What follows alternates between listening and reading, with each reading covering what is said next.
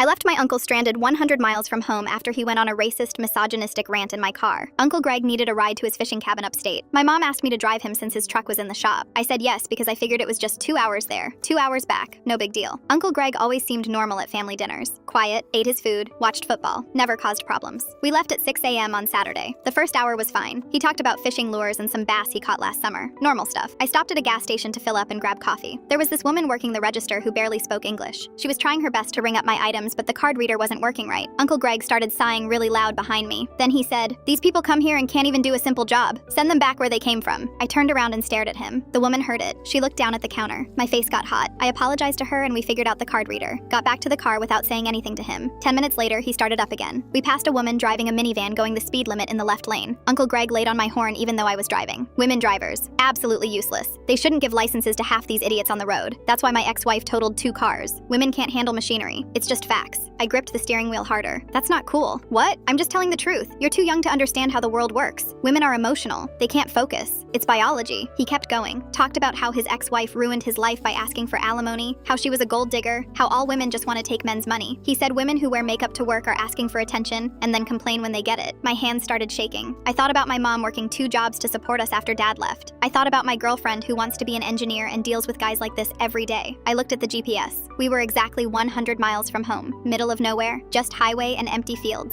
I pulled onto the shoulder, put the car in park. "What are you doing?" Uncle Greg asked. "Get out." "What?" "Get out of my car." He laughed. "Very funny. Come on, we're gonna be late." I reached across him and opened his door. "I'm serious. Get out." His face changed. "You can't be serious. We're in the middle of nowhere. You should have thought about that before running your mouth." I stared straight ahead. Didn't look at him. "Your mother is going to hear about this." "Good. Tell her exactly what you said. See how that goes." He sat there for a solid minute. Cars kept passing us. Finally, he grabbed his backpack from the back seat and got out. Slammed the door so hard my mirror shook. I pulled back onto the highway and drove off. Checked my rear view once. He was just standing there on the side of the road with his thumb out. My phone started blowing up 20 minutes later. Uncle Greg had called my mom from some truck stop. She called me 5 times in a row. I let it ring, then my aunt called, then my grandma. I pulled into a diner parking lot and finally answered my mom. "What is wrong with you? Greg is stranded." "Did he tell you what he said?" "He said you got into an argument." "Ask him what the argument was about. Ask him to repeat exactly what he said about the woman at the gas station and about women drivers." "Go ahead." Silence on the other end. "He said some things," my mom finally admitted. "Yeah, he did. And I'm not a taxi service for bigots." Uncle Greg eventually got a ride from some trucker. Took him 6 hours to get to his cabin. My mom was mad at me for 2 days. Then my aunt called her and said she'd been dealing with Greg's comments for years and was glad someone finally called him out. My grandma said I was disrespectful, but also said Greg needed to watch his mouth.